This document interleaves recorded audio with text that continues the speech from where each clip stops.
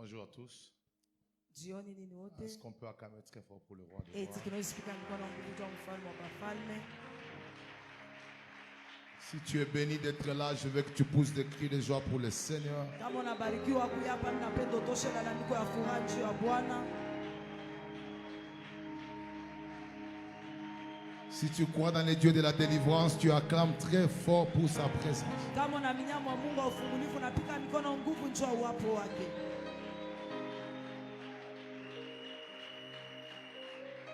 Alors je voudrais, pendant que tu es debout, Ninapenda wakati ushoshimamia yulu, que les personnes qui sont assises puissent nous rejoindre. bale basha kuikala, banezi kushimamia na bo yulu. Nous allons faire une prière. Tutafanya ombi moya. Père, dispose mon cœur. Connecte-moi Amen. à l'onction de délivrance d'aujourd'hui. Amen. Quelqu'un commence à prier. Muntu mwanze kuomba. Dispose-moi, Seigneur, ce soir. Connecte-moi à l'onction de délivrance. Je ne veux pas sortir tel que je suis entré. Ouais.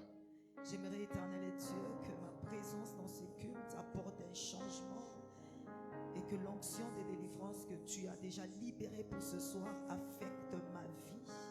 Au nom de Jésus-Christ de Nazareth. Non pas seulement ma vie, aussi ma famille. Dans le nom de Jésus-Christ de Nazareth. Seigneur Dieu Tout-Puissant, le Dieu de gloire, j'ai besoin de toi, éternel. Parle à Dieu. Au nom puissant de Jésus-Christ de Nazareth. Au nom puissant de Jésus. Mais chacun de nous va prier pour Kila mmoja wetu ataomba la concentration de ses pensées juu mawazo yake kuhifadhi moya sur la parole. paneni, Et tu vas demander à Dieu na utamulomba Mungu de te donner la capacité de saisir les paroles prophétiques akupatie mawezaji ya kushika misemo ya kinabii qui sont connectées à ta vie. ili nachomekwa na maisha yako. Commence à prier. Anza kuomba.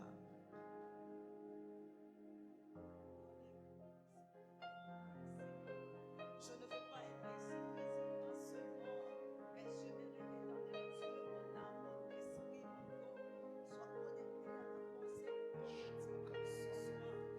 pensée prophétique ce soir. Dans le nom puissant de Jésus, connecte-moi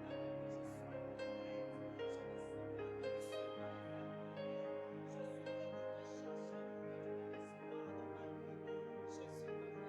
sois complète. Je ne veux pas que je sois Parle à Dieu. Seigneur, donne-moi une pensée connectée qui peut saisir les choses qui sont attachées à ma destinée.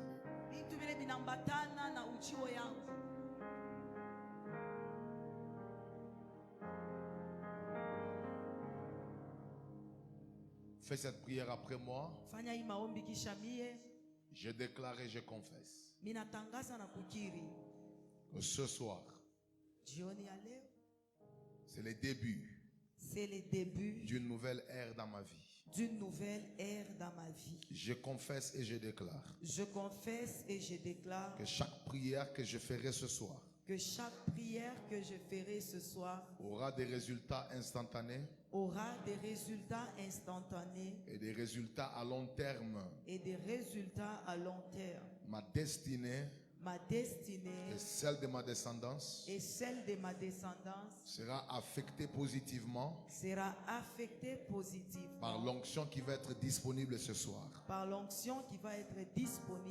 Diable et le monde de ténèbres, vous êtes perdants ce soir, car ma délivrance est une joie, mais une perte pour vous. Je confesse mon âme, mon esprit, ma pensée et mon corps sont disponibles dans la présence de Dieu pour recevoir la délivrance. Au nom de Jésus-Christ. Amen.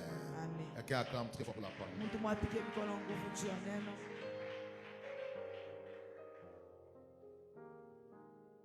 Alors, Alors, nous allons gagner en temps. Tutakomboa wakati. Dommage pour ceux qui vont rater les débuts de cet enseignement. Parce qu'en fait, la soirée d'aujourd'hui, la réunion d'aujourd'hui est considérée comme une réunion de forte prière et de délivrance. Mais tout cela va se poser sur la continuité de l'enseignement. Je veux que tu regardes un voisin. Dis-lui, je te prie d'accepter ma manière de prier, car nous avons des combats différents.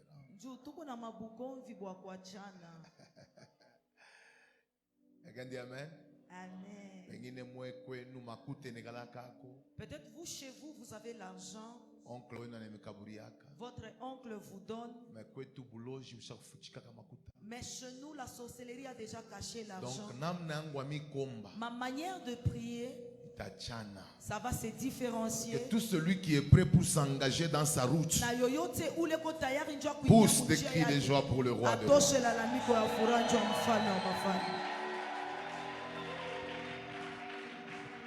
J'honore la présence de mon frère Albert, ainsi que sa chère épouse Maman Fanny, la petite sœur de Maman Grace, ma femme, ainsi que son mari. Nous honorons leur présence parmi nous. J'honore aussi la présence de Héritier, qui est un fils dans la foi, qui est avec nous depuis mardi. Sois béni, fils, que le Seigneur te bénisse. J'honore aussi la présence de l'homme de Dieu parfait. C'est un disciple. Lui me suit partout. Bientôt là, on va se retrouver en Hong Kong. Sois béni, fils. Alors, je voudrais que nous puissions rentrer à notre texte de base. Après ce séminaire, tu vas commencer à rêver Luc 19. Quelqu'un dit amen. Amen. Luc 19.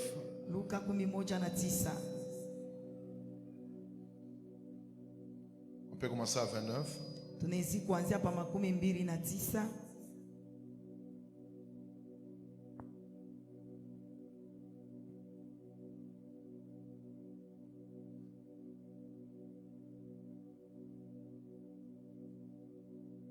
Que nous dit la Bible? Lorsqu'il approcha de Bethphagée et de Bethanie, vers la montagne appelée montagne de quoi? Des Oliviers. Dis un peu à quelqu'un, montagne des Oliviers. Encore une fois, montagne des Oliviers. Dans mon introduction, je n'ai pas encore commencé mon message, mais j'aimerais dire à quelqu'un,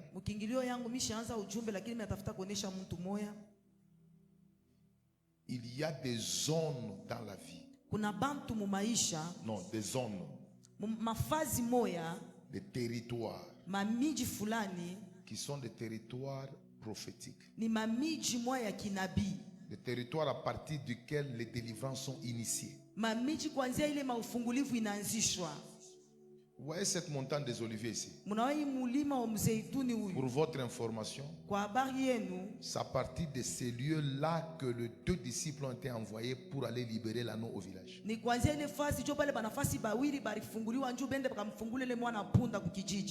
Deux. C'est à partir de là que Jésus avait connu l'ascension. Quand il va au ciel, c'est à partir de la montagne des Oliviers. Et puis quand il reviendra pour régner sur la terre, on nous dit déjà dans l'Ancien Testament, il posera ses pieds sur la montagne des Oliviers. C'est comme qui dirait, il y a des territoires à partir duquel les délivrances commencent. Il y a des territoires à partir duquel l'ascension commence. Et il y a des territoires à partir duquel le ciel descend. Et je déclare que la montagne des Oliviers d'aujourd'hui, c'est cette église. Je voudrais dire à tout celui qui est en ces lieux, bienvenue à la montagne des Oliviers, à partir duquel ta délivrance sera déclenchée, à partir duquel tu vas connaître l'ascension, et à partir duquel Dieu va descendre.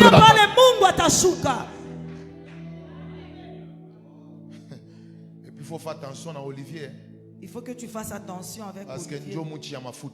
Parce que c'est l'arbre d'huile. Il n'y a pas l'huile d'onction avec laquelle on oint le roi, le prophète, sans l'arbre d'olivier. Donc vous êtes dans le lieu où l'huile va couler. Tu me donnes un bon amen. Tu deviens un arbre d'olivier qui va engendrer l'huile dans cette saison. Les gens viendront s'abriter chez toi parce que tu n'es pas un arbre ordinaire. Par toi les rois seront oints. Par toi les prophètes seront oints. Celui qui me donne un bon amen s'appelle un arbre d'olivier. C'était juste en lisant que je me rendais compte que waouh, c'est à partir de la montagne des Oliviers que beaucoup de choses se passent. Et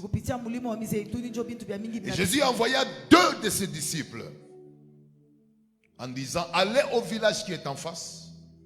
Quand vous y serez entrés, vous trouverez un anneau attaché sur lequel aucun homme ne s'est jamais assis. Détachez-le et faites quoi? Amenez-le. Si quelqu'un vous demande pourquoi le détachez-vous, vous lui répondrez: le Seigneur en a quoi? En a besoin. 32.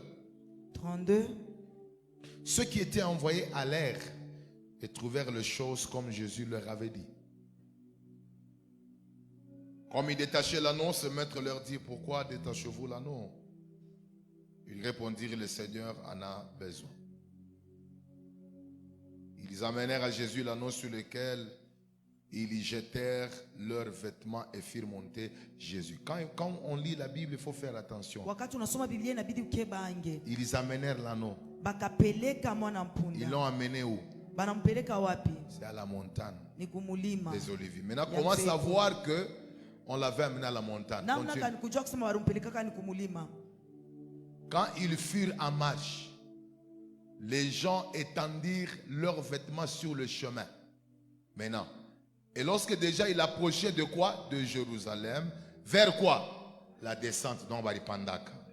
Quelqu'un dit amen? Amen. Vers la descente de la montagne de quoi? Des Oliviers. Donc, maintenant on peut aller à Moulima. Donc ils ont quitté de encore une fois village à la montagne des Oliviers. Là-bas. Toute la multitude des disciples, saisis de joie, s'est mis à louer Dieu à haute voix pour tous les miracles qu'ils avaient vus. Ils disaient: béni soit le roi qui vient au nom du Seigneur, paix dans le ciel et gloire dans les lieux très hauts. Acclamons très fort pour la parole du Seigneur. Voici les canevas de mon enseignement. Redéfinir la délivrance pour maintenant conclure. Je ne sais pas, on a donné si c'est 20 ou 25 définitions de la délivrance. Encore plus vous comprenez la délivrance, plus votre foi grandit, votre soif s'étend. Deux, les types de batailles qui suivent le porteur de promesses ou de grandes destinées. Hier, nous n'avons exploité que 3, vous vous rappelez? Un bon étudiant qui peut me rappeler? La première bataille qui attaque les personnes qui sont sujets des promesses. Tu peux lever la main et répondre: oui mon frère. La bataille de quoi? De maître. Maître de quoi? des familles et des villages et des territoires.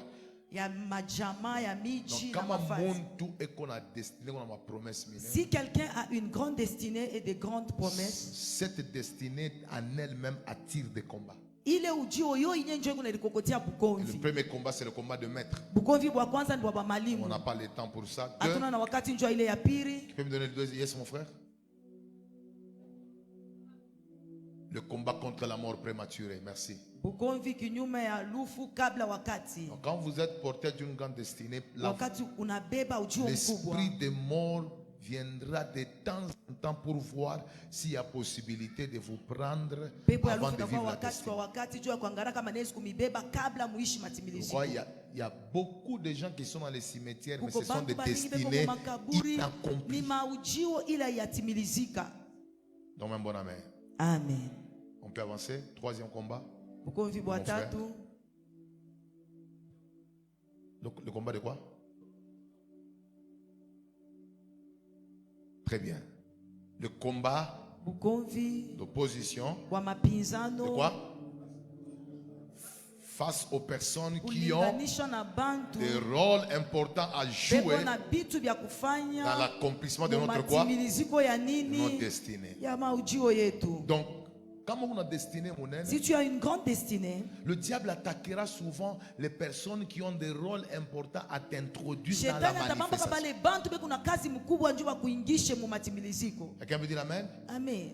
Et c'est pourquoi j'ai donné l'exemple du fou de Gadara. Quand Jésus allait à l'autre bord, la tempête ne s'était pas levée contre les disciples. La tempête s'était levée contre le fou. Parce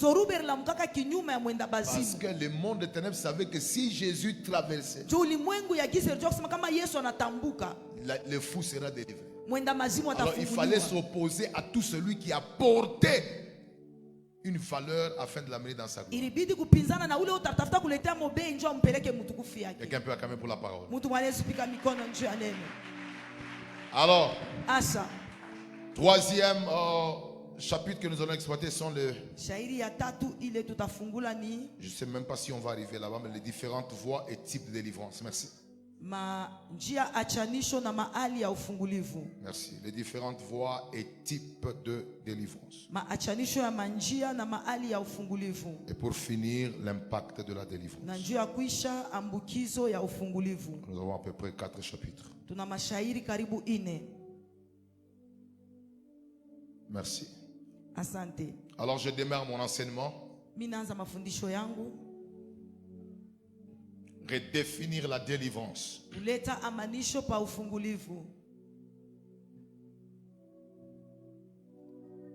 C'est quoi la délivrance? Notez ceci. La délivrance est une promesse permanente des justes et de ceux qui aiment Dieu. Quelqu'un peut dire amen. Amen. La délivrance est une promesse permanente de justes et de ceux qui aiment Dieu. Donnez-moi Psaume 34, 18 jusqu'à 20.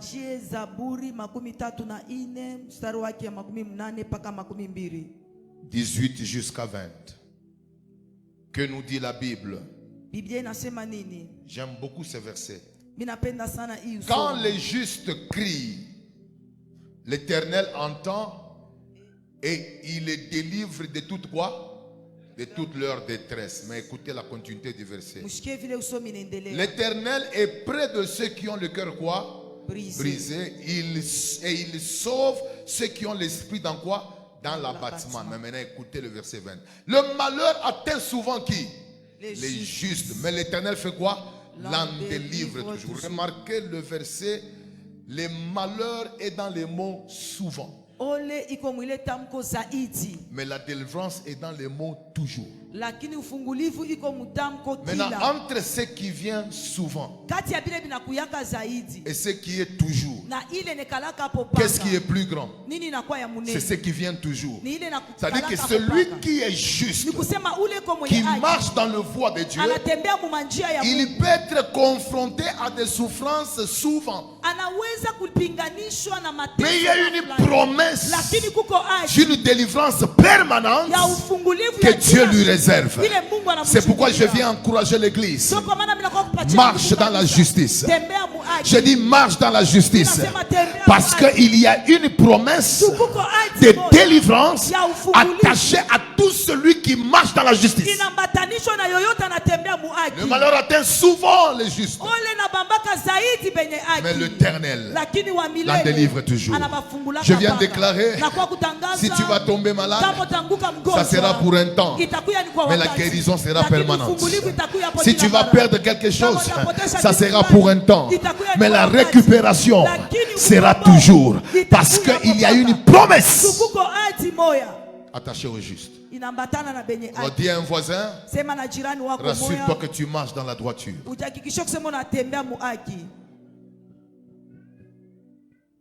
Mais attention, j'insiste sur un aspect.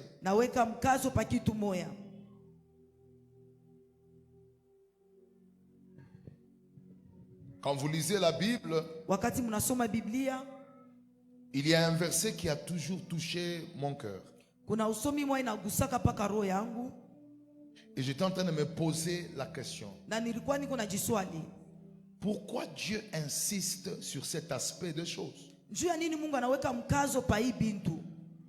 Parce qu'il y a probabilité que nous puissions simplement prendre la décision d'invoquer seulement Dieu et croire qu'il va nous répondre. Mais Dieu insiste sur un aspect. Il dit, puisqu'il m'aime, je le délivrerai. Répète après moi, puisqu'il m'aime, je les délivrerai. Bien aimé, est-ce que vous ne vous rendez pas compte que la délivrance n'est pas seulement un fruit de la prière, mais c'est un fruit aussi des personnes qui aiment réellement le Seigneur? Donne-moi un bon amen. Et nous devons aimer le Seigneur. Tu aimeras l'Éternel ton Dieu de quoi? De tout ton cœur, de toute ton âme et de toutes. C'est-à-dire, tu dois diriger tes sentiments dans la direction de la volonté de Dieu. Puisqu'il m'aime, je ferai quoi? Je le délivrerai. Là, quelqu'un m'a posé la question. Comment aimer Dieu? Moi, j'aime déjà Dieu. Jésus nous explique comment il faut aimer Dieu. Il dit, c'est lui qui m'aime garde mes commandements. C'est-à-dire l'obéissance à la parole de Dieu est la plus haute expression de l'amour d'un croyant envers Dieu. Pour savoir qu'un homme aime Dieu, regardez son niveau d'obéissance à la parole de Dieu. Et ceci peut être prouvé avec Abraham. Dieu lui dit, donne-moi ton fils, ton unique, celui que tu aimes. Abraham, sans tergiverser, sans dire quoi que ce soit. Et puis c'était une obéissance inconditionnelle. Parce que Dieu ne lui a pas dit ce qu'il va lui donner en retour. Aujourd'hui, nous avons des chrétiens qui, pour faire quelque chose pour le Seigneur, on doit lui présenter les intérêts qu'il aura en retour. Mais Abraham, Dieu lui dit, donne-moi. Et il ne lui dit pas qu'est-ce qu'il va lui donner. Je prie que tu atteignes une dimension où chaque fois que tu obéis à Dieu, tu ne t'attends pas d'abord à quelque chose. C'est simplement l'expression d'un amour qui est inconditionnel. Mais les jours où Pasteur arrive à la montagne, il lui donne l'enfant et qu'il est sur le point de le tuer, Dieu va lui dire, maintenant, je sais que tu m'aimes. Comment Dieu a su qu'Abraham l'aimait? Par l'obéissance. Alors quand Dieu dit, puisqu'il m'aime, je le délivrerai, il parle de notre capacité à montrer l'obéissance absolue. Je prie que dans cette génération où on a beaucoup de chrétiens hypocrites, où on a beaucoup de gens menteurs dans l'église, que tu sois une race différente, des personnes qui vont marcher dans la sanctification. Et j'aimerais dire à l'église, si les autres ont trahi la race, toi tu ne le trahiras pas, parce que tu sais que la délivrance est une promesse de juste et de ceux qui aiment le Seigneur. C'est pourquoi il faut faire attention. Ce n'est pas tout le monde qui a le droit de dire tout concourt au bien de ceux qui aiment Dieu. Tout commence à concourir à ton bien lorsque tu aimes. Il ne faut pas prendre que tout marche en ta faveur lorsque tu es désobéissant à Dieu. Si tu n'aimes pas Dieu, tout peut concourir à ton malheur. Mais Dieu s'arrange que les malheurs qui viennent contre celui qui l'aime travaillent ensemble avec le calendrier divin pour l'amener vers la gloire. C'est pourquoi, pour les frères de Joseph, vendre Joseph, c'était le détruire. Mais parce que Joseph était juste, chaque malheur l'amenait vers le lieu de la gloire. Je prie que dans cette saison, parce que tu crains Dieu, parce que tu vas marcher dans la justice, que Dieu transforme le malheur en gloire.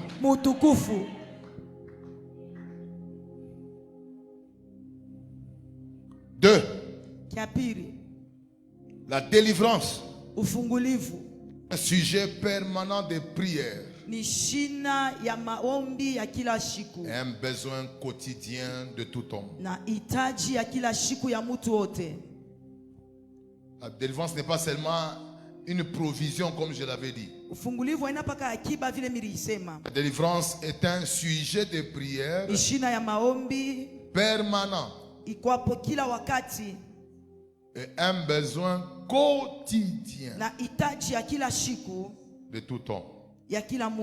Quelqu'un répète après moi. La délivrance est un sujet de prière permanent et un besoin quotidien de tout homme. Dis après moi, je déclare. À partir d'aujourd'hui, sur la table de ma prière, la délivrance sera toujours présente. Comme un sujet de prière. Quelqu'un va me dire, mais apôtre, ça vient d'où? J'aime la parole. Regardez ce que la Bible dit. C'est dans Matthieu.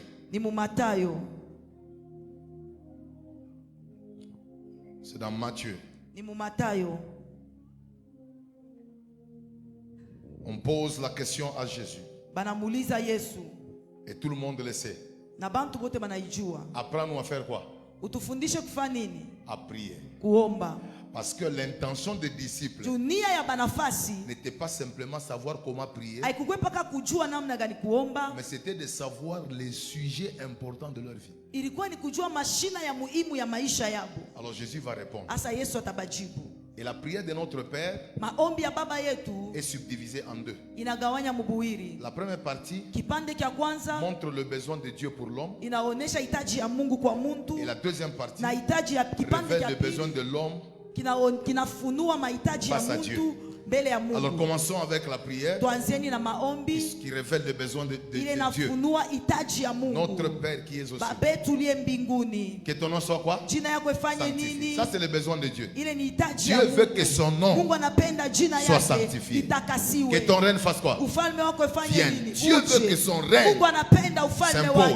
Que ta volonté soit quoi? Soit faite sur la terre comme où? Comme au ciel.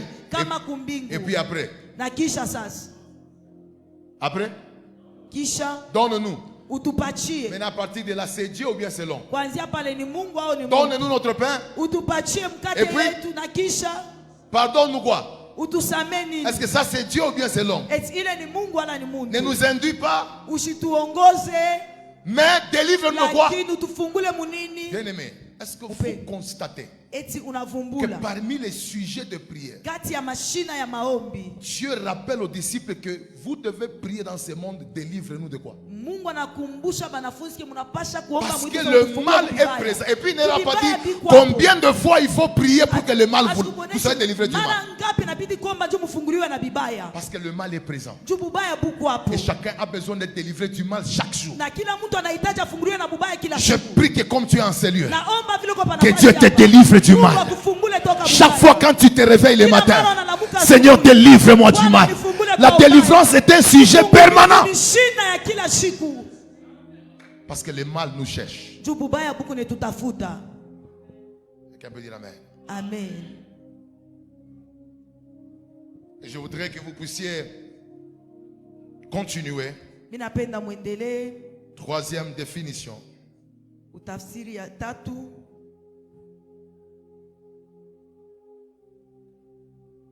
La délivrance est un programme que Dieu honore dans son agenda divin. Donc Dieu honore la délivrance dans son calendrier. C'est un programme. Et dans chaque génération, Dieu a un programme de délivrance avec son peuple. Vous mettez Luc 19, 29 à 30. Jésus marche avec les disciples. Ils arrivent à la montagne des Oliviers. Il dit aux disciples, allez dans le village qui est en face. Allez détacher l'anneau. Il va, il prêche. Et à la fin de ces réunions, la Bible dit il chassa beaucoup de démons. Donc dans le calendrier de Jésus, la délivrance était un programme. Il ne finissait pas ses réunions sans qu'il n'y ait de sessions de délivrance. Il marche avec les disciples. Il arrive à la montagne. Moi je vous attends. Allez là-bas. Est-ce que vous savez que Dieu honore beaucoup le processus de nos délivrances? Parce qu'il y a certaines choses que Dieu ne fait pas avec nous aussi longtemps que le processus de la délivrance n'est pas encore fini. Il envoie les disciples aller dans le village. Lui est resté en train de faire quoi? D'attendre que la délivrance finisse pour qu'il commence maintenant une histoire avec l'anneau. Je déclare que cette année, ne néglige pas ta délivrance. Ce soir, ne néglige pas ta délivrance. Parce que Dieu est en train d'attendre que ce processus finisse pour qu'il t'amène à la prochaine dimension de ta vie. Celui qui me dit amen, après la délivrance de ce soir, tu vas passer à la prochaine dimension de ta destinée, de ta vie, de ton ministère. Celui qui me dit amen, reçoit la grâce. C'est un programme dans le calendrier de Dieu. Et je voudrais dire à quelqu'un, dans la vie de l'homme, il y a plusieurs temps. Comme l'anneau ici, il a connu plusieurs temps. Le temps de la stagnation. Il a été sur place pendant longtemps. Toi aussi, ça fait longtemps que tu es sur place. Mais j'ai une bonne nouvelle. Tu as assez demeuré sur cette dimension. Je proclame après cette réunion que Dieu t'ouvre le chemin et que tu avances au nom de Jésus-Christ. Quelqu'un me dit amen, je prêche la parole.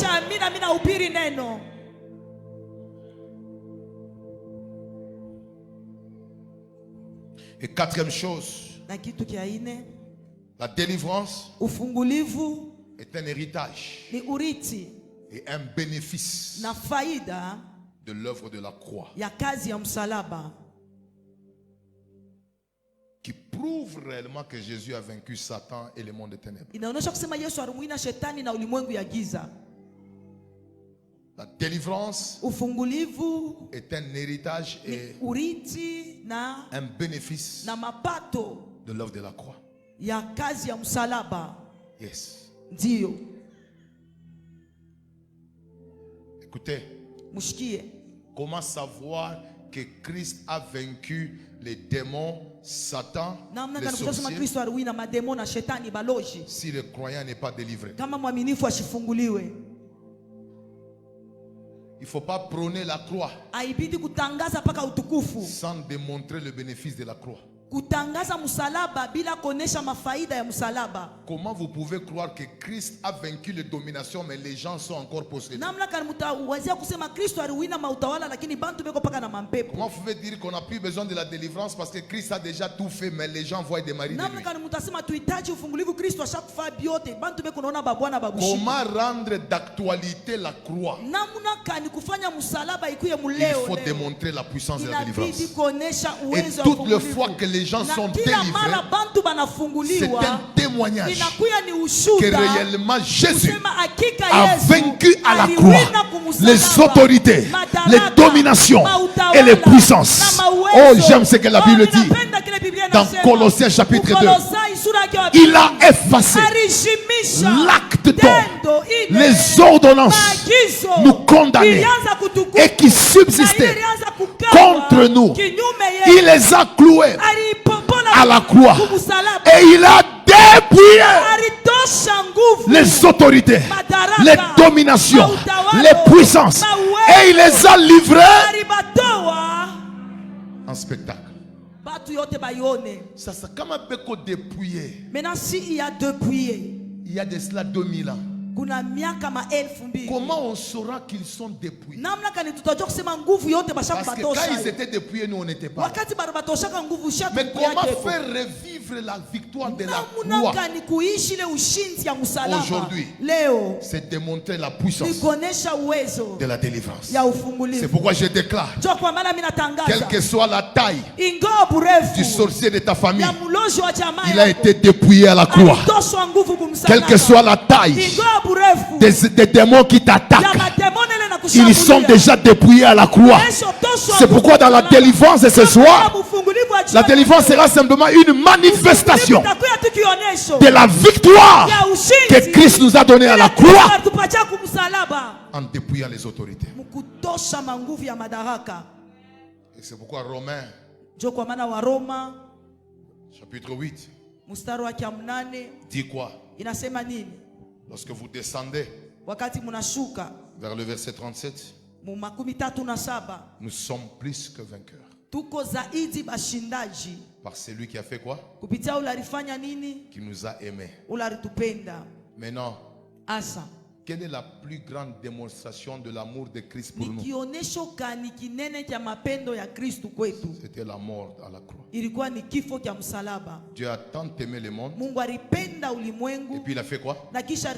Il a donné. Donc la démonstration de l'amour de Christ, c'était en mourant à la croix.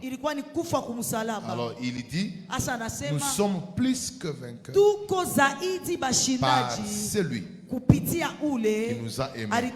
Parce qu'en allant mourir à la croix, il a transféré la gloire, la victoire, la guérison. Et je déclare qu'aujourd'hui, ça ne sera pas des théories. La guérison de la croix va te saisir. La délivrance de la croix va te saisir. Celui qui me donne un bon amen vit le résultat de la croix. Alors dis à quelqu'un, la délivrance, c'est mon héritage. C'est ton héritage. Est-ce que tu peux dire après moi que c'est mon héritage?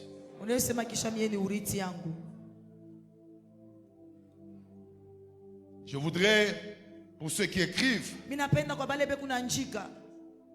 répondre la vérité d'hier parce que nous voulons continuer avec les batailles. Reprenez cette vérité. Être sujet de promesses ou porteur d'une grande destinée attire des batailles qui nécessitent impérativement la délivrance. Je répète, être un sujet de promesses ou porteur d'une grande destinée attire des batailles qui nécessitent impérativement la délivrance. Et David avait compris ça. Donnez-moi Psaume 31 verset 16. Psaume 31 verset 16. Que nous dit la Bible? Psaume 31. Est-ce qu'on peut lire ensemble? Mes destinées sont quoi? Sont dans ta main. Délivre-moi de quoi? De mes ennemis. David a compris que ses destinées sont là. Son avenir est là. Mais à cause de ces destinées-là, sa vie est environnée de beaucoup d'ennemis.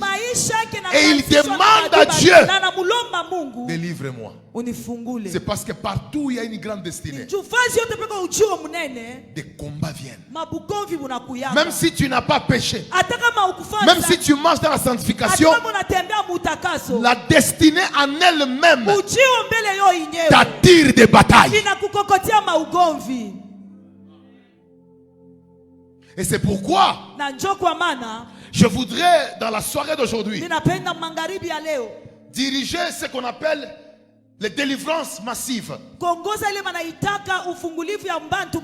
des prières de combat, des prières agressives. J'aimerais dire à l'église, le Dieu que je vous prêche, c'est un Dieu qui peut quitter la Bible pour devenir une réalité aujourd'hui.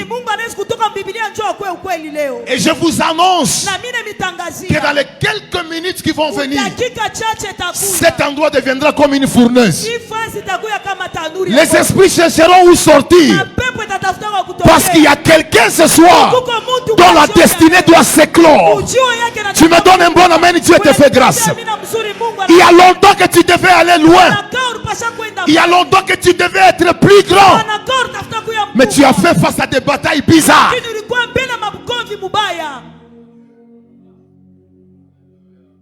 Comment expliquer?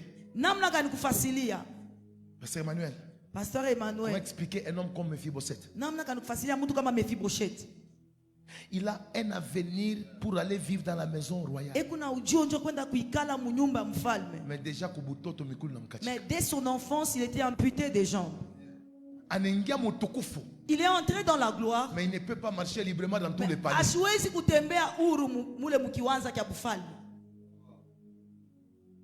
Tu peux avoir une grande destinée. Mais comment on t'a fait délivrance? Mais si tu ne cherches pas ta délivrance, tu peux entrer dans ta destinée avec des handicapés. Et tu n'auras pas. C'est pourquoi il y a des gens, ils entrent dans la gloire. Mais il ne se réjouit pas. Je déclare que toi, tu vas y entrer. Tu vas te réjouir. La destinée que... Oh, j'aime la parole. La Bible déclare, je connais les projets que j'ai formés pour toi. Ce sont des projets de paix. Vous savez, je dois dire à quelqu'un, je le dis dans mon livre, ta destinée précède ton existence. Amen. Dieu regarde Jérémie. Il lui dit, avant que je ne t'eusse formé dans le ventre de ta mère, je te connaissais. J'aimerais dire à quelqu'un, tes parents ont été les derniers à te connaître. Toi-même, tu as été le dernier à te connaître. Mais lorsque tu étais une masse informe, et lorsque tu n'étais pas encore dans les ventres, Dieu te connaissait. Ça signifie tu as existé en Dieu avant de vivre. Et je viens déclarer, tu es plus âgé que ton âge. Parce qu'avant que Dieu ne te fasse sortir, il dit il te connaissait. C'est-à-dire, Dieu a déjà fini ta vie avant de t'emmener dans le ventre. Et c'est pourquoi tu n'es pas venu pour essayer de fabriquer des plans pour réussir.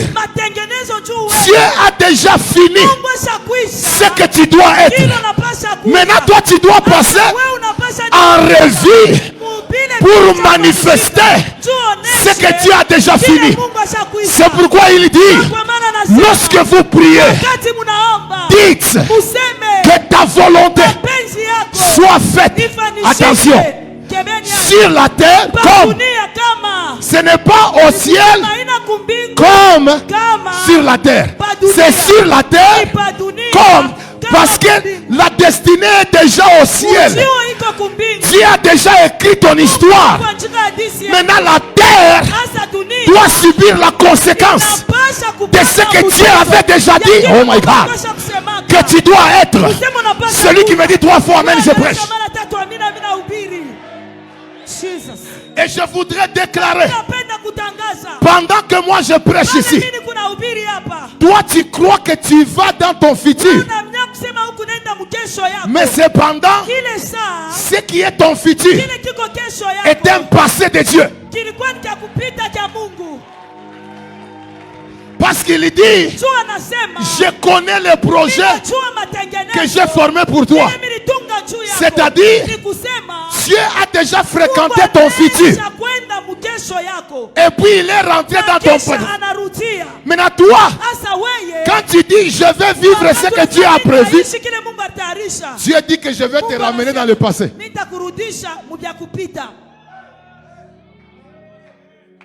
Parce que là où toi tu vas, c'est de là que lui vient. Wow. Et c'est pourquoi tu dois faire confiance à Dieu. Quand il te dit marche avec lui, ne t'attends pas. Parce que ce que toi tu appelles futur, c'est son passé. Et c'est pourquoi un jour, il a vu un aveugle avec des silhouettes. Il a dit quoi? Il va appliquer la boue. Dis après moi, il a rendu 2 fois aveugle. Parce que quelqu'un qui ne voit pas, tu mets la boue. Même s'il voyait un peu, il ne verra plus.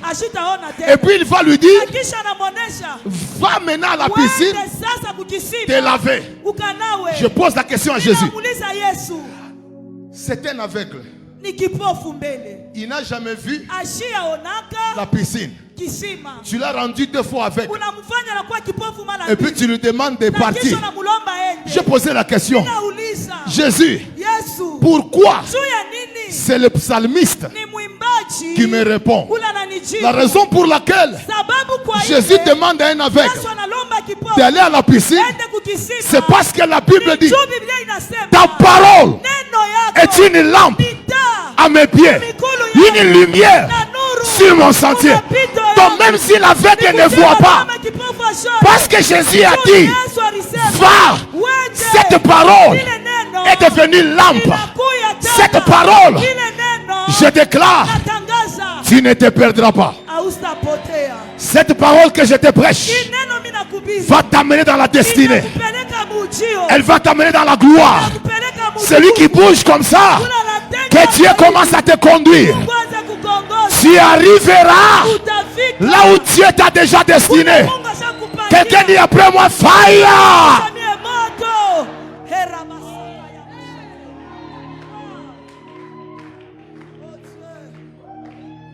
Regarde un voisin, dis-lui voisin. Nous nous connaissons tels que nous sommes. Mais là que nous sommes en train de partir,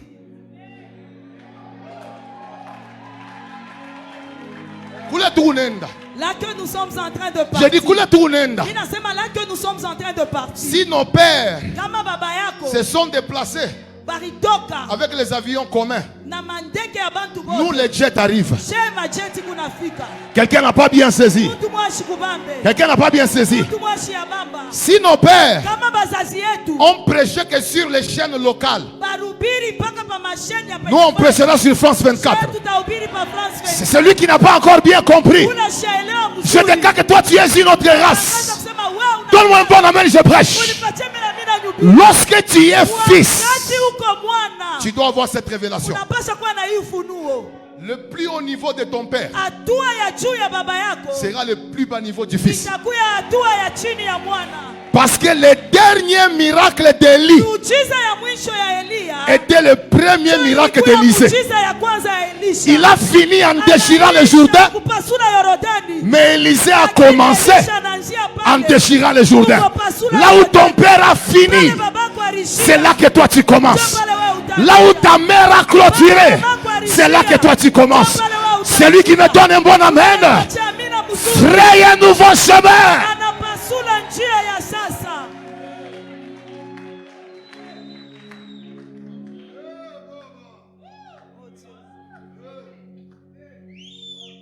Pendant que je prêche ici, je me rends seulement compte qu'il y a des gens dans cette salle. Aujourd'hui, ils disent au revoir à un passé qui les a réclamés. Quelqu'un peut célébrer ce qu'il entend.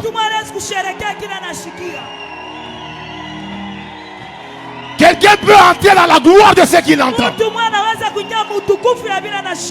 Ah, Manakaraba se brandi keba. Celui qui crie Jésus entre dans la manifestation de sa destinée.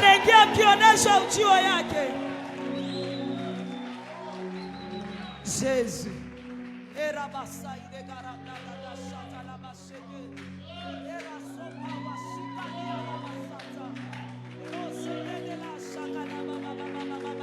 Qui a dit que toi tu finiras comme ton oncle? Et c'est pourquoi j'aimerais dire, quand vous êtes porteur de la destinée, aimez la délivrance. Cherchez la délivrance. Parce que la grandeur de votre destinée attire les démons qui sont proportionnels à la taille de ce que vous serez. Amen. Amen. C'est pourquoi tu vois un enfant qui est né, mais Hérode commence à les chercher. Joseph a juste fait un rêve, mais on a voulu le tuer. En réalité, ce n'est pas que la tunique qu'on cherchait, la taille de la destinée. Amen. Maintenant, nous voulons, par la grâce de Dieu, élaborer le type de combat que Dieu m'a révélé. Et quand je donne un type, j'explique, on prie. Tiens, un voisin, la délivrance a déjà commencé.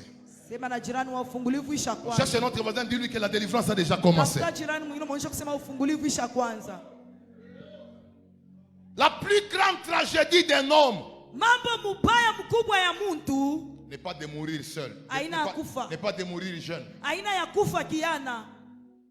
La plus grande tragédie d'un homme, c'est de mourir sans être ce que Dieu avait déjà dit qu'il devait être.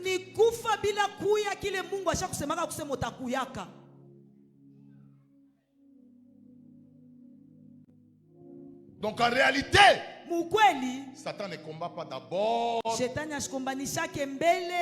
le travail que tu as. Tu es plus grand que le travail. Mais il combat le plan de Dieu autour de toi.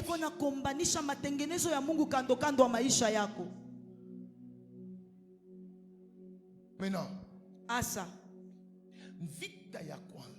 le premier combat qui suit souvent les personnes qui ont de grandes destinées. Faites attention. J'aimerais insister sur ça. Et pendant que je le donne, j'aimerais que tout le monde ouvre les oreilles. C'est le combat contre les femmes et les hommes à valeur de destinée. Bon, à valeur. C'est ça? Oui. À valeur, qui avale. C'est ça. Voilà. Les hommes et les femmes à valeur de destinée, des étoiles par la sexualité.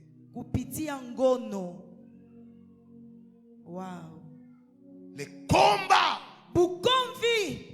contre les femmes et les hommes à valeur de destinée et des étoiles par l'immoralité sexuelle.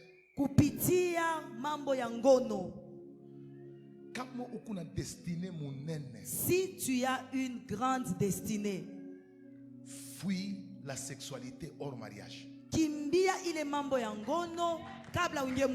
Si tu veux aller loin et qu'un jour tu puisses remercier l'apôtre Narcisse, et que tu puisses un jour remercier le pasteur Emmanuel, fuis le sexe. J'aimerais vous dire une chose. Il y a certains combats qui ne toucheront jamais les personnes qui n'ont jamais fait alliance avec d'autres personnes. Je vous dis la vérité. Écoutez-moi. Le plus grand problème de la sexualité, c'est qu'il est basé sur le principe de l'alliance d'âme.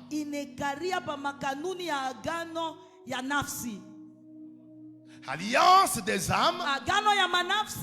La sexualité repose sur ça. Que ça soit dans le mariage ou hors mariage. Regardez en Genèse, quand Dieu crée l'homme et la femme, c'est dans le contexte du mariage. Mais Dieu précise le principe de l'alliance des âmes. L'homme quittera son père et sa mère et fera quoi? S'attachera à sa femme et les deux deviendront une seule quoi? Une seule chair. Il faut faire attention. Là c'est dans le cadre du mariage, mais parce qu'il y a sexualité, il y a alliance, connexion des âmes. Maintenant il faut aller chercher le même verset qui explique la notion de l'alliance mais hors mariage. 1 Corinthiens 6. Je crois vers 17, 18, 19. Fuyez l'impudicité, car celui qui s'attache à une prostituée devient une seule chair avec elle. Mon nom Nani. Vous voyez quoi? Dans le cadre du mariage, à cause du sexe, seule chair. Mon cadre hors mariage, avec une prostituée, seule chair. C'est-à-dire que la sexualité, que ça soit dans le mariage ou hors mariage, repose sous la notion d'alliance des âmes. Maintenant, quand tu te connectes à un homme, à une femme, avec qui vous n'êtes pas dans l'alliance du mariage, en réalité, tu lui donnes ce que tu as. Et lui prend ce que tu as. Il te donne aussi ce que tu es. Il a fait. Et c'est pourquoi beaucoup de gens, depuis le jour où ils avaient couché avec quelqu'un, ils ont perdu quelque chose.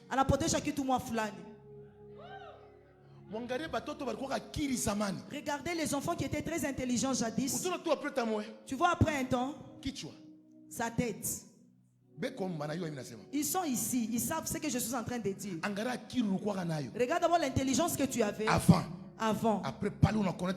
Et après, quand tu as connu les hommes, sans comment ton cerveau est en train de fonctionner, on dirait qu'on t'a pris quelque chose. Regarde d'abord tes anciennes photos. La beauté que tu avais avant que tu ne connaisses les hommes. Et maintenant, si seulement tu ne fais pas attention.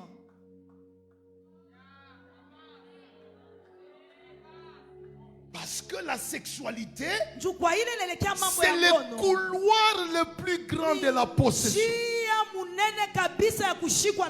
La Bible dit quoi? Le voleur ne vient que pour voler. Il doit voler quoi? Ma étoile. Les étoiles. Ma potentiel. Les potentiels. Et il vole comment?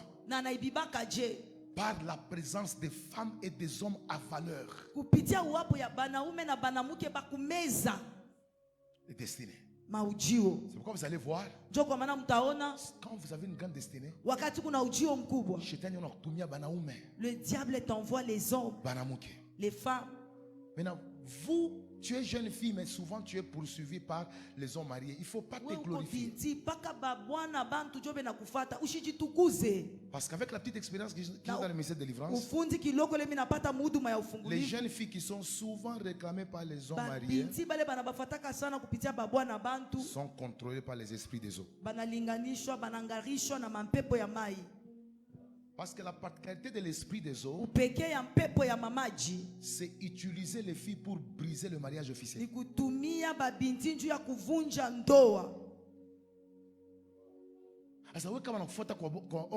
Maintenant, toi, si tu es baratiné par un homme marié, tu acceptes. C'est-à-dire, tu es en train de travailler avec le diable pour détruire les mariages qui sont bien bâtis.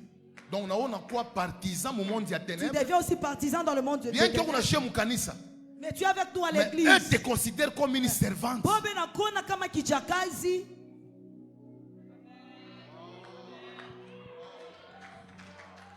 Si tu es au milieu de nous, tu as un mari d'autrui. Là, on t'a payé même un téléphone. Tu es venu avec ici. Aujourd'hui, coupe ce téléphone avant de sortir. Alléluia.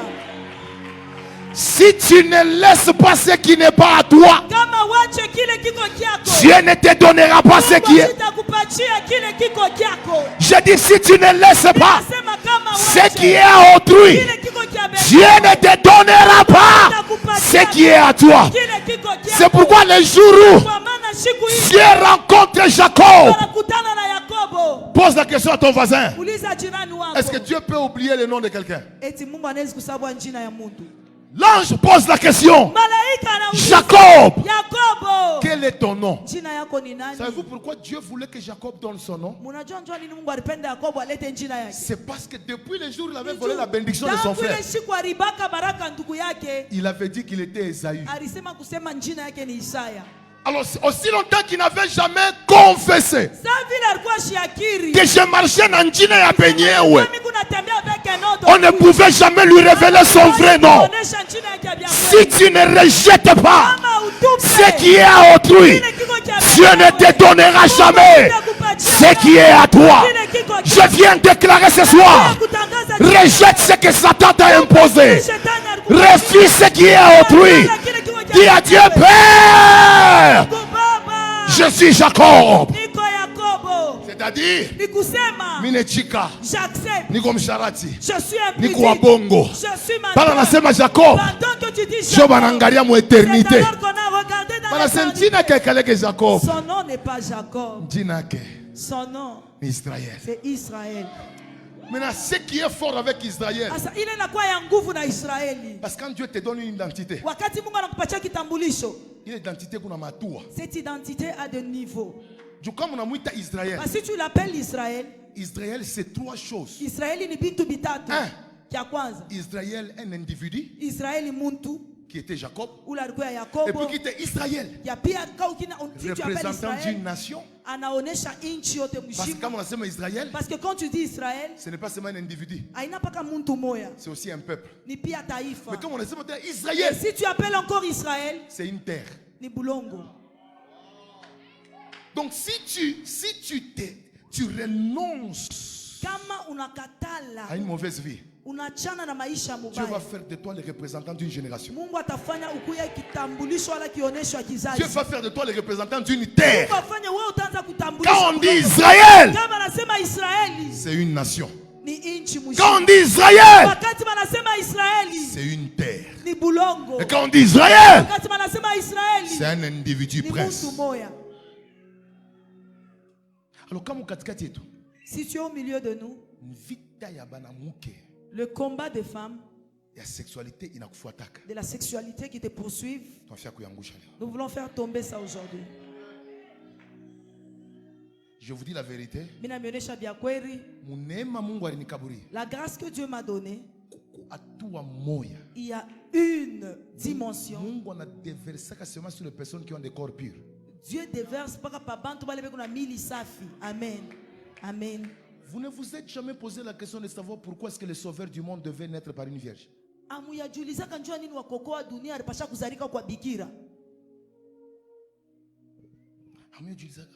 Vous ne vous êtes jamais posé cette question? Pourquoi on a choisi seulement une vierge? C'est parce que les grandes choses naissent sur le fondement de la pureté.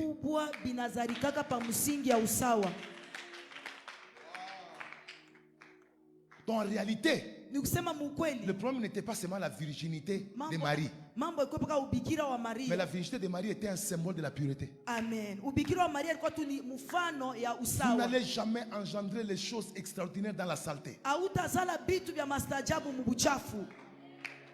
Vous engendrez les choses glorieuses dans la pureté.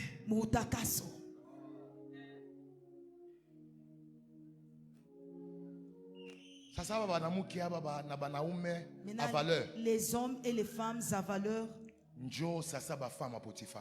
c'est comme les femmes de Potiphar. Couche avec moi.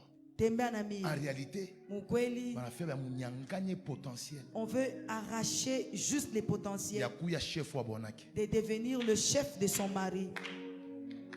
Parce que si Joseph avait couché avec la femme de Potiphar, Potiphar devait être ministre. Parce qu'automatiquement, la loi de l'alliance devait transférer les potentiels de Joseph dans la femme. Et parce qu'elle couche régulièrement avec son mari, le potentiel devait aller dans l'homme. Et il devait se retrouver ministre à la place de Joseph. C'est pourquoi il y a des choses que Dieu vous avait données. Vous les avez hypothéquées par la sexualité.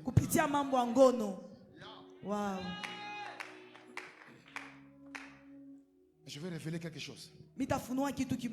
Que Dieu me donne le mot qu'il faut. Parce que ce que je vais dire va demander à ce que votre esprit souffre. Nous sommes dans Genèse 49.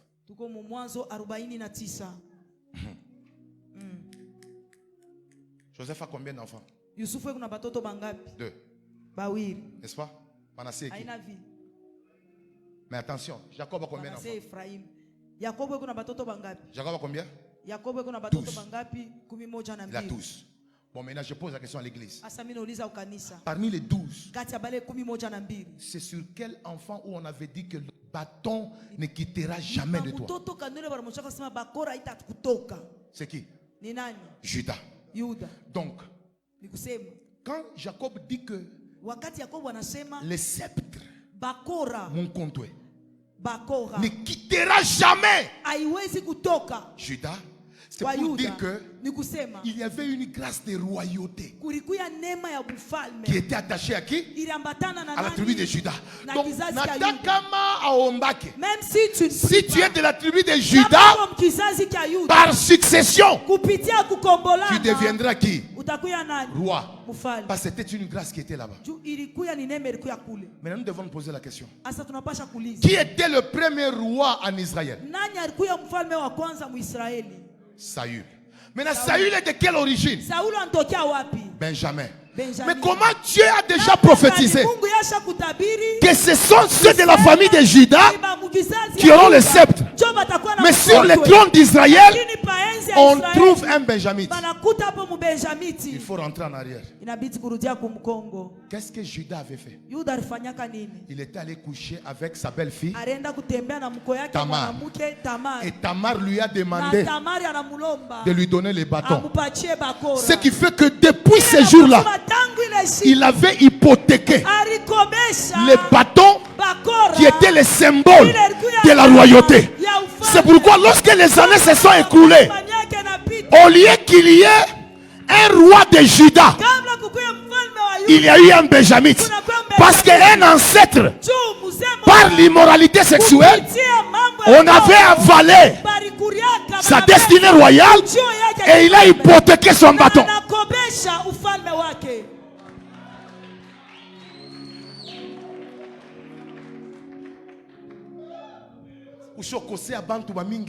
Tu as trahi plusieurs personnes.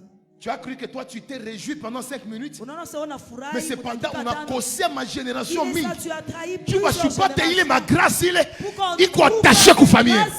Attaché à votre famille. Oh Dieu, oh Dieu. Donc je peux dire, coucher avant le mariage, c'est aussi une méchanceté.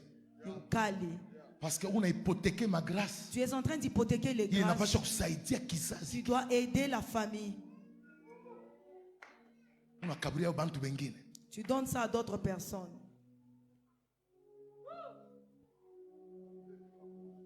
C'est pourquoi vous allez constater, David a beaucoup souffert.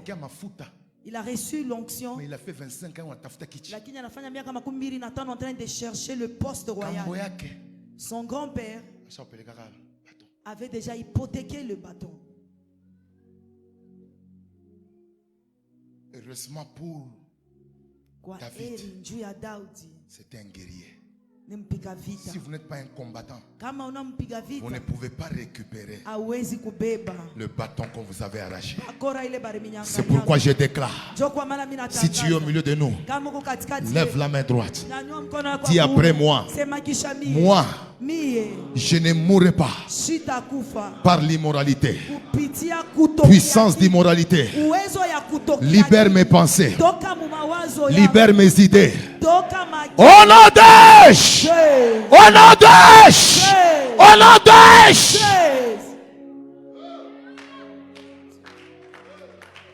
Pose la question à ton voisin.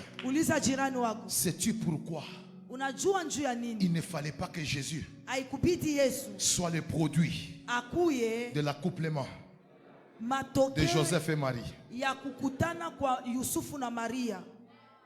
C'est parce que Joseph est de la lignée de David.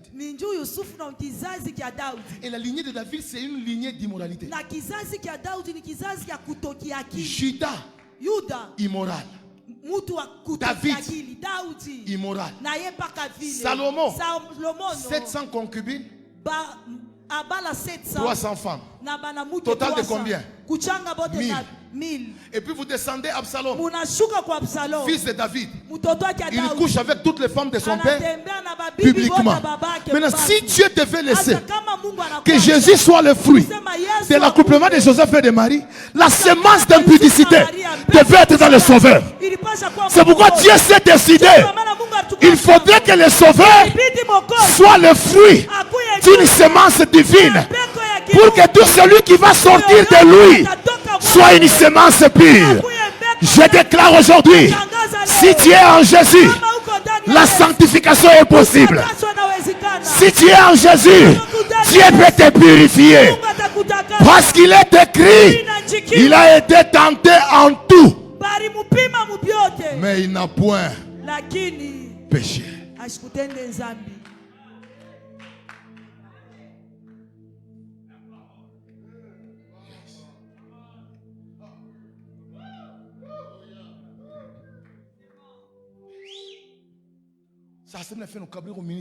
Maintenant, j'aimerais te donner quelque chose. Si tu viens dans une famille où il y a les même si tu es tombé, attaque d'abord les sangs. Oh Dieu.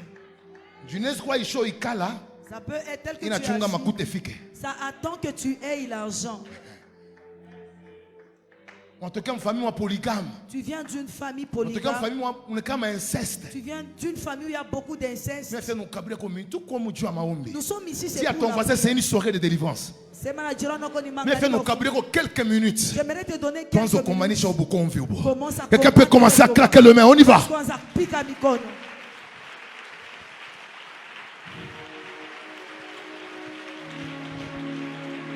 Quelqu'un monte en prière.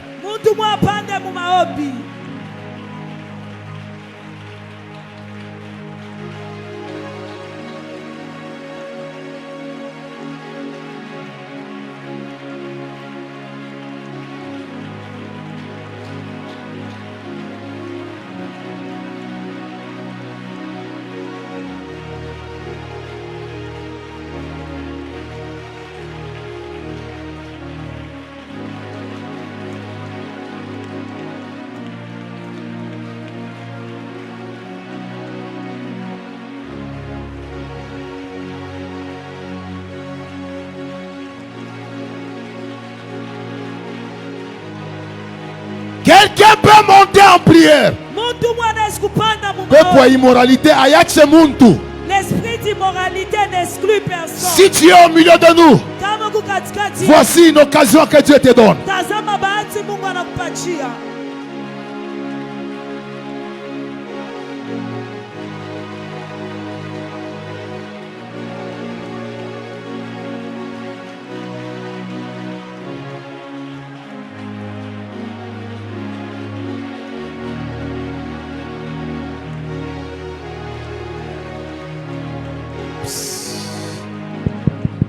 Bien aimé,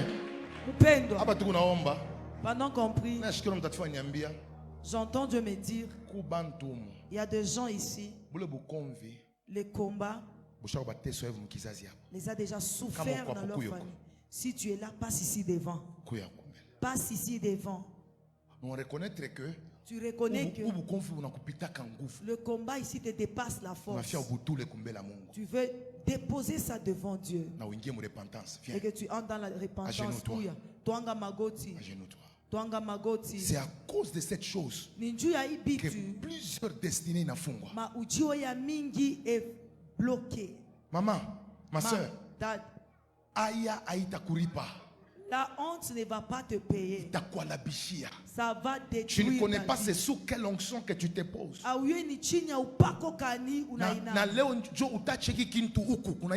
C'est aujourd'hui que ça va finir cette chose. Si vous constatez que dans votre famille, l'immoralité fait souffrir les gens. Et toi tu sens que c'est combat. Et que tu es au milieu de nous, on a reconnaître que tu reconnais que tu as eu à tomber dans ces choses. J'aimerais que tu fasses un moment d'abord de repentance pour ta propre vie. Nous qui ne sommes pas encore tombés, la Bible dit que celui qui est debout, fasse attention. Tu peux voir que non, toi tu es un Superman. Tu ne connais pas c'est quel genre de combat qui t'attend. Vous qui êtes restés là-bas, c'est la prière. On veut faire tomber les combats d'immoralité. Vous qui êtes devant, commencez d'abord avec la repentance. Dites à Dieu, Seigneur, pardon. Seigneur, je viens déposer, quelqu'un peut commencer à prier. Est-ce que vous qui êtes devant, c'est la repentance. Nous qui sommes dans la foule, c'est le combat. On y va. On y va. Oh Dieu de grâce. Oh Dieu de grâce. Seigneur, souviens-toi de tes enfants.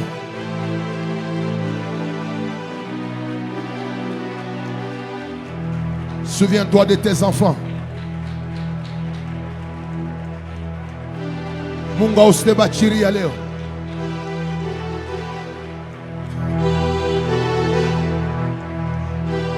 Munga uteba chiri ya leo.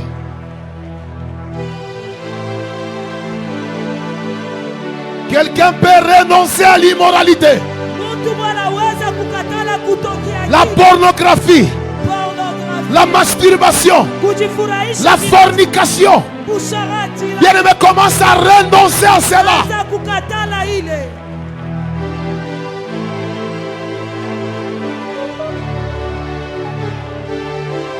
Ubukomvi abuna nafasi mu kizazi yangu. Ubukomvi abuna nafasi mu destinée yangu. Quelqu'un monte en prière. Quelqu'un monte en prière.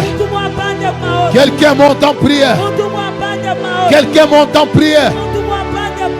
Quelqu'un monte en prière. Quelqu'un monte en prière. Quelqu'un monte en prière.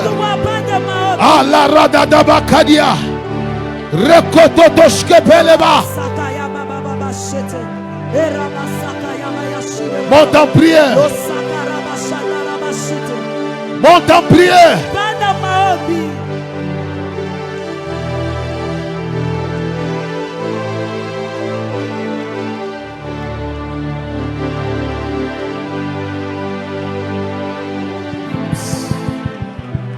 Écoutez, la repentance restaure votre communion avec Dieu. Mais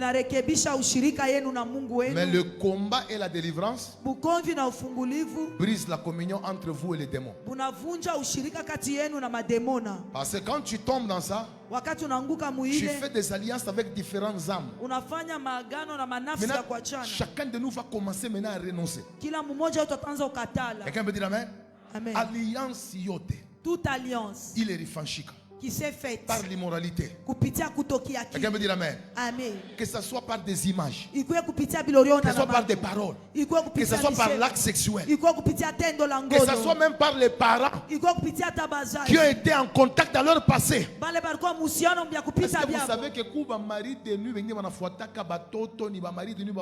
vous savez qu'il y a d'autres maris de nuit qui suivent les enfants, ce sont des maris de nuit des parents. Yes. Femme de nuit parce que ni alliance y a père. Parce que c'est l'alliance du père qui ne s'est jamais rompue. Ça suit le sang et le nom. Nous voulons pendant quelques instants rompre toutes les alliances. Si tu veux, tu peux te tenir debout. C'est le combat spirituel. Dis après moi, au nom de Jésus, je déclare et je confesse. Je déclare et je confesse. Toute alliance entre moi et les esprits impurs. Toute alliance entre moi et la maison de mon père et les démons de la maison de mon père. Je déclare libéré, libéré, libéré au nom de... Commence à te retirer des alliances. Seigneur, toute alliance entre moi et les démons de la maison de mon père, libère ma vie au nom de Jésus. Libère ma vie au nom de Jésus. Toute alliance entre moi et les démons de chez les mamans. Il y a alliance à Juno, il y a alliance à Damu. Il a brisé, il a brisé au nom de Jésus. Toute alliance entre moi et la maison de mon père, et les démons qui combattaient mon père, les démons qui combattent ma mère, je détruis, je brise, j'anéantis au nom de Jésus, au nom de Jésus, au nom de Jésus. Libère mon âme, libère mon esprit, au nom de Jésus. Toute alliance entre moi et les démons qui combattaient mon père, les démons qui combattaient ma mère, la puissance de la maison de mon père, la puissance de la maison de ma mère, je détruis, j'annule, j'anéantis au nom Proverbe. de Jésus. Monte en prière. Technique. Continue la prière. Technique. Proverbe. Chapitre 7.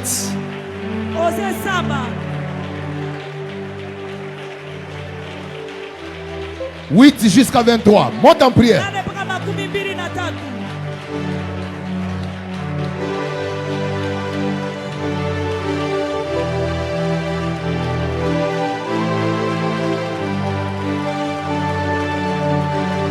Erianos Kopeleba.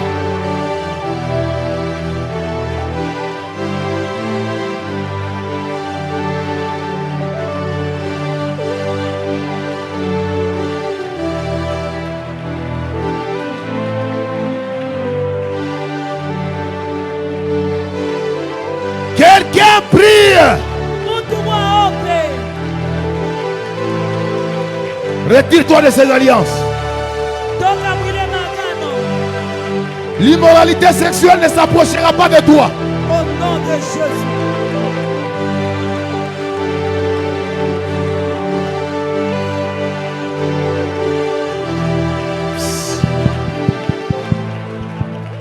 Maintenant, tout le monde, nous allons lire ces versets. Tasoma de 8 jusqu'à 23. 8 jusqu'à 23. Et que y pensait. Et que cette pensée. Et tu peux que chebote kulapa njia ya immoralité n'a jamais fréquenté ça. Ça nous amène nous tous à jurer. On y va. Face 4. À l'immoralité. C'était un jeune homme. On y va. 4. Il passait dans la rue près de l'angle où se tenait une de ces étrangères Et il s'est dirigé lentement du côté de quoi? De sa demeure. C'était au crépuscule, pendant la soirée, au milieu de la nuit et de l'obscurité. On y va.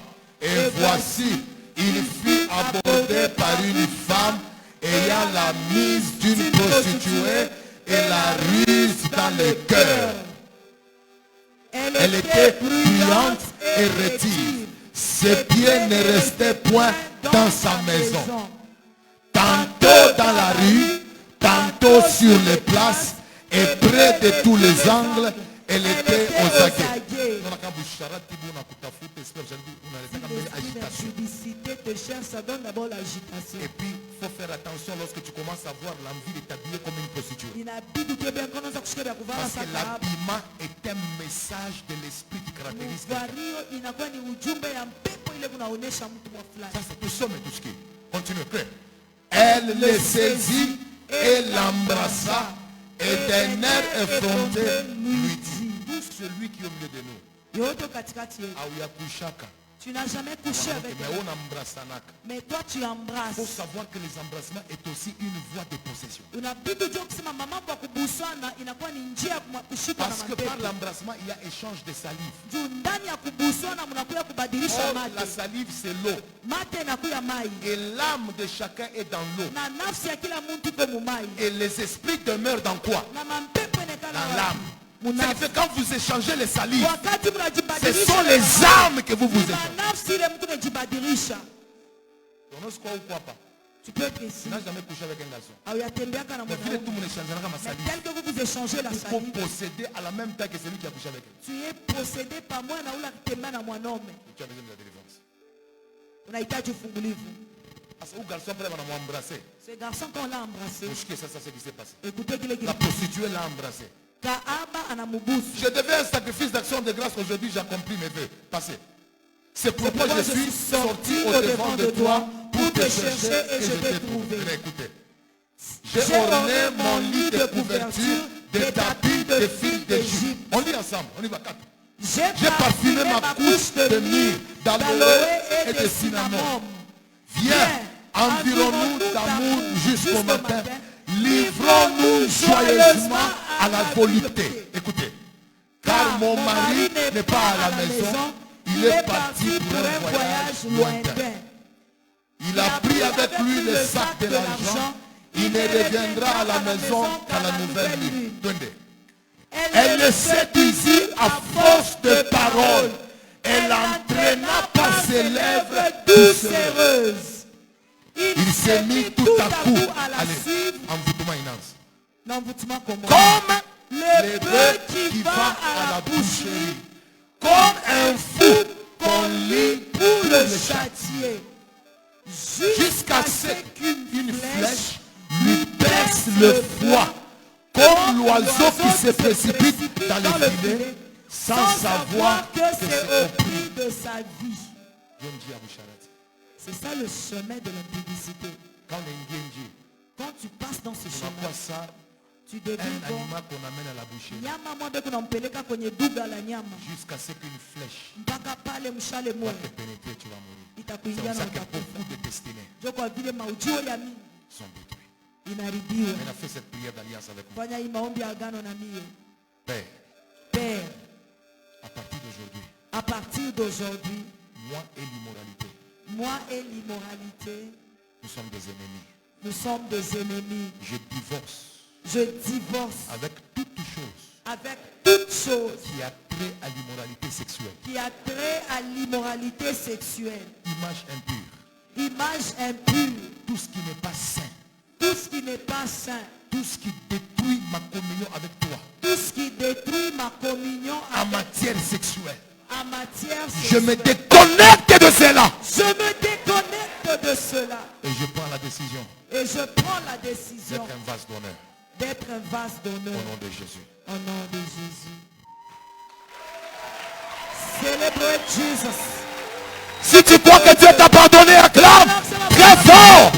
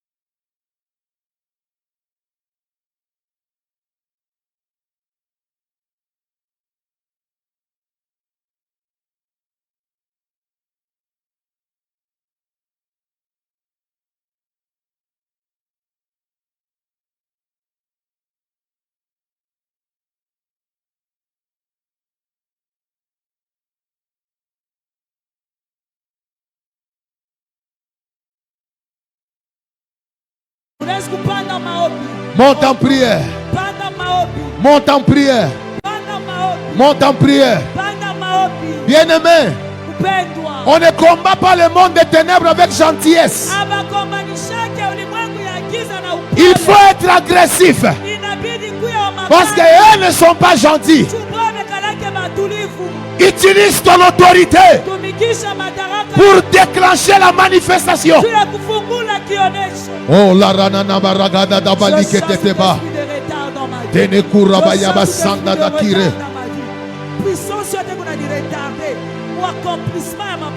Père, tout esprit qui retarde la manifestation de ce que ton peuple doit être, tu connais y commander.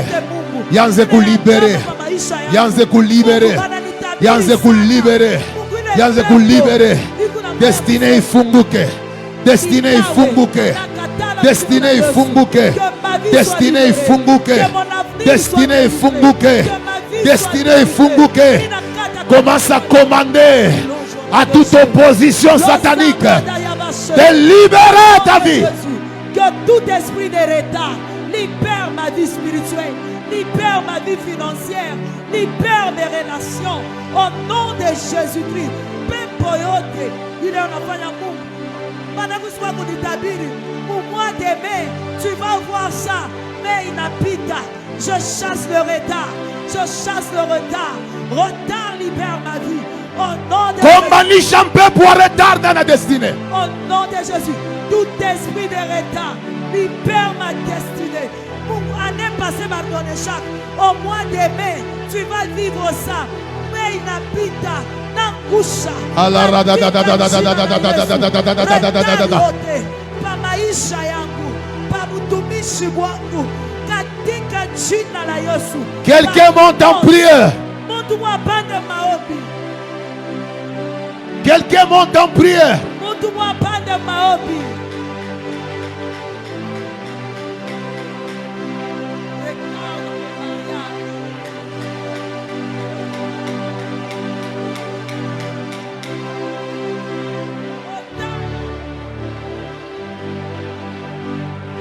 Eranos kapalakire.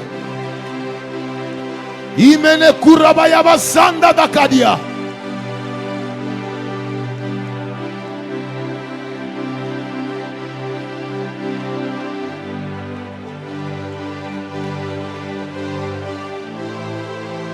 Dakadia.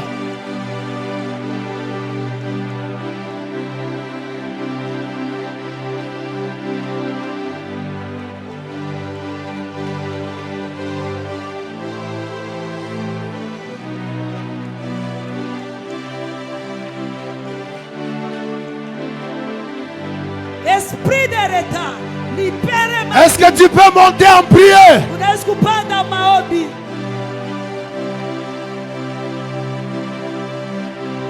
Est-ce que tu peux menacer les peuples?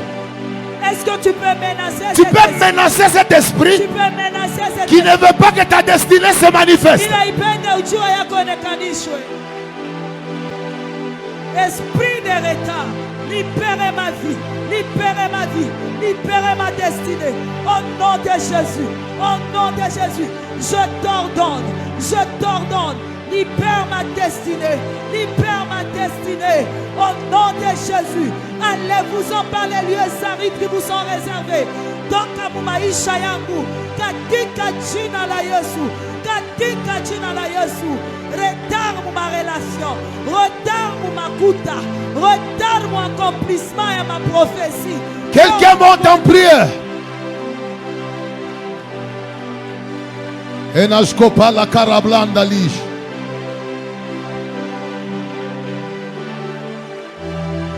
Au nom de Jésus, retard.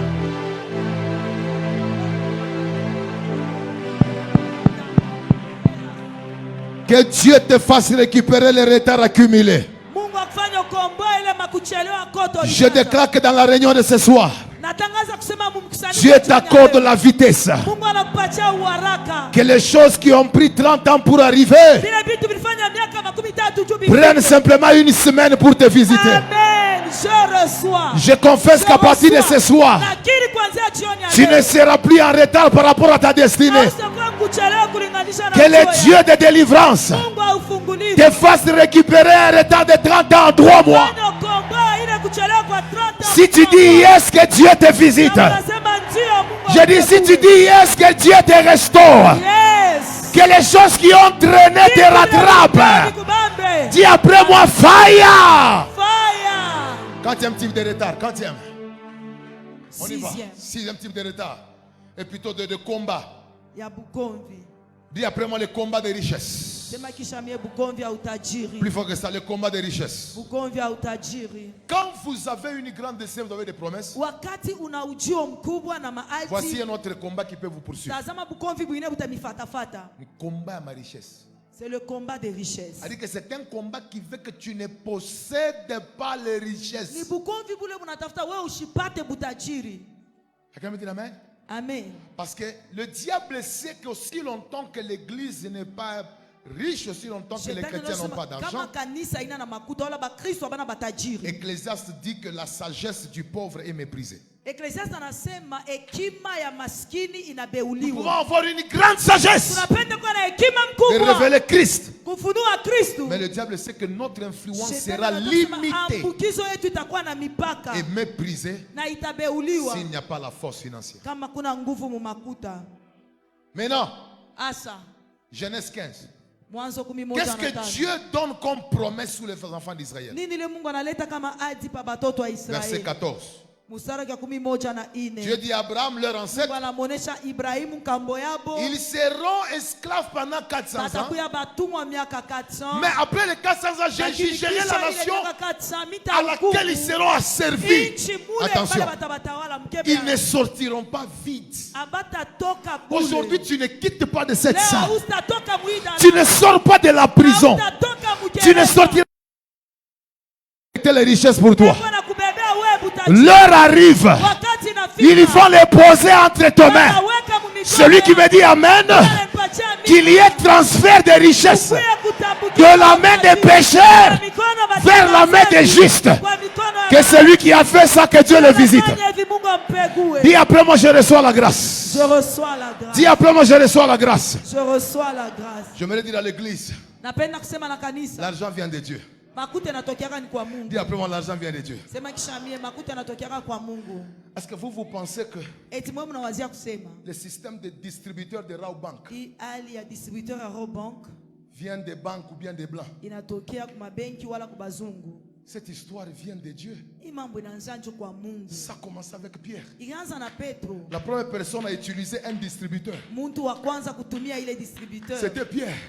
On demande à Jésus l'argent pour les taxes. Jésus lui dit, va à la mer. Le poisson va ouvrir sa bouche comme un distributeur de Raw Bank. Et tu vas tirer l'argent. Je déclare que dans cette saison, que Dieu t'ouvre des distributeurs. Celui qui a la foi commence à recevoir ce qui lui appartient.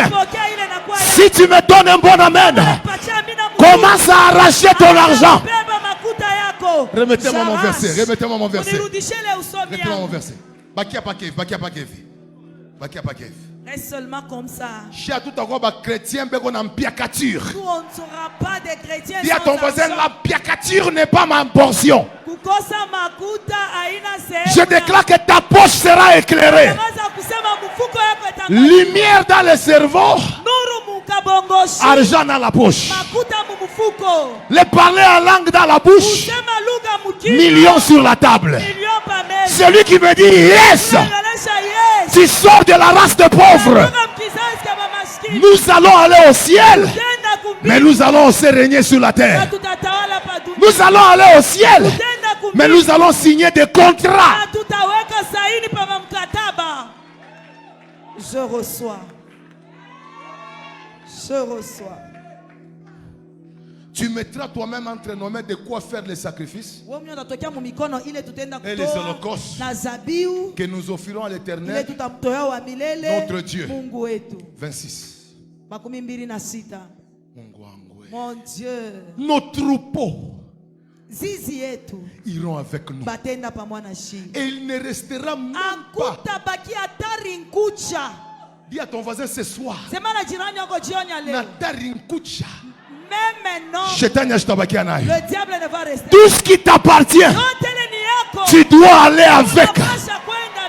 Ah, je déclare. Reçois les choses que Satan t'avait arrachées.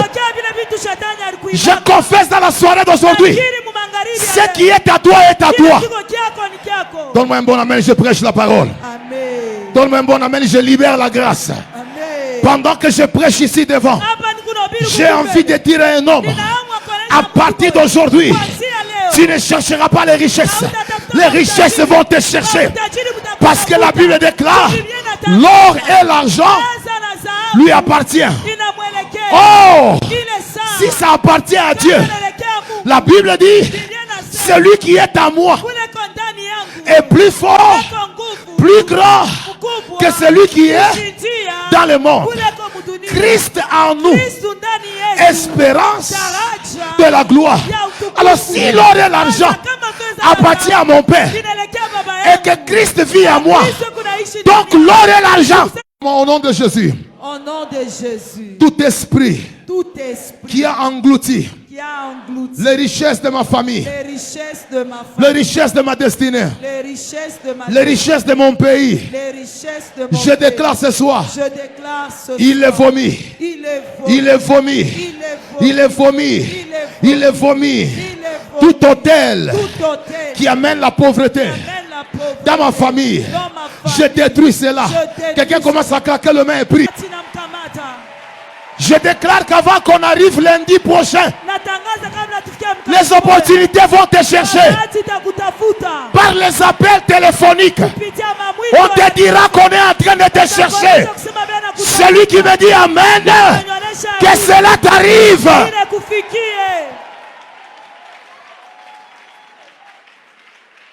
Quelqu'un va me dire les choses qui sont déjà parties ne reviennent jamais. Dis à un voisin, la colombe était partie. Mais quelques années plus tard, les jours où Jésus était dans le Jourdain, la colombe qui était partie était revenue. Je prie que les choses qui étaient parties, que les choses qui ont traîné, que l'argent que tu n'as pas vu, les opportunités qui sont parties, je déclare que cela revienne. Je déclare que cela revienne. Quelqu'un va me dire, oh papa, oh baba, la deuxième opportunité n'existe pas. Mais dis après moi, Thomas avait raté la première visitation quand Jésus était venu visiter les apôtres. Mais quelques temps après, Jésus est revenu spécialement pour lui. Je déclare que ce que tu as raté, je dis les visitations que tu as ratées, Dieu les ramène pour toi. Dis après moi, il revient pour moi. Il revient pour moi. Amen. Amen. Amen. Dis après moi, Manoach, le père de Samson, avait raté la visitation. Quand l'ange avait visité sa mère. Mais l'ange est revenu. Pour la deuxième fois. Juste pour lui. Que l'ange que tu avais raté à son sujet, parmi les 27 livres du Nouveau Testament. Et puis ce n'est même pas lui qui écrit. C'est l'apôtre qui écrit à son sujet. Et au lieu que les livres prennent le nom de l'apôtre, l'épître prend son nom. Il y a un Timothée, deux Timothées. Grande destinée. Mais il a un problème de santé. Il avait un problème de santé.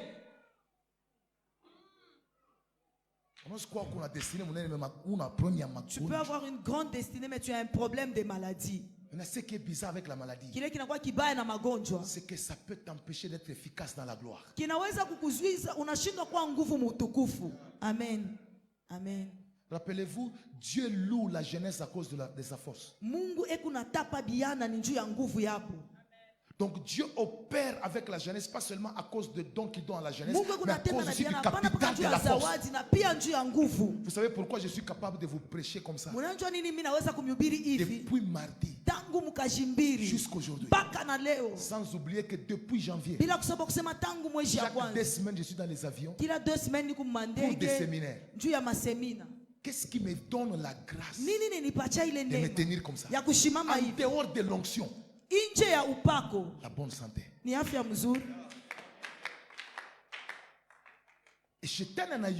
le diable sait que si nous donnons la maladie à cet homme, il va aller loin. Et il ne va rien faire. Pourquoi quand tu as une grande destinée, il faut veiller sur ta santé. Ne mange pas tout en désordre. Tu sais, c'est pour savoir qu'il est mort avant. Il était dans les cercueils. Un dauphin est tombé sur les eaux. 14e miracle en Afrique. Le 14e miracle, c'est en Afrique. C'est arrivé. Il ne savait pas. Il ne voyait pas.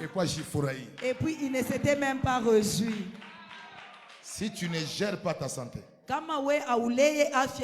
ton onction produira des choses dans les générations que toi tu ne verras pas.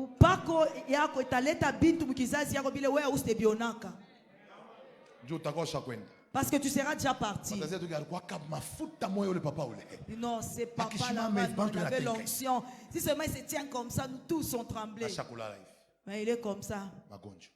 La maladie. Que nous puissions chasser d'abord l'esprit des maladies. Tu vas quitter des cellules avec un sang purifié. Amen. Dis à ton frère, si Dieu sanctifie les sangs, toi aussi garde ça.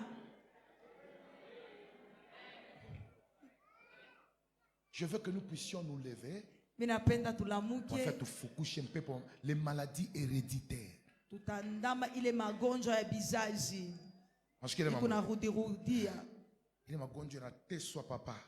La maladie qui a fait souffrir ton père, ça fait souffrir ta mère. Toi aussi tu es en train de voir les symptômes. Nous voulons déjà attaquer ça. La Bible déclare la prière de foi sauvera les malades. Nous voulons nous lever dans une forte prière pour déclarer que tout esprit de maladie qui est en train de circuler dans mon sang, que ça commence à libérer. Le mec commence à prier.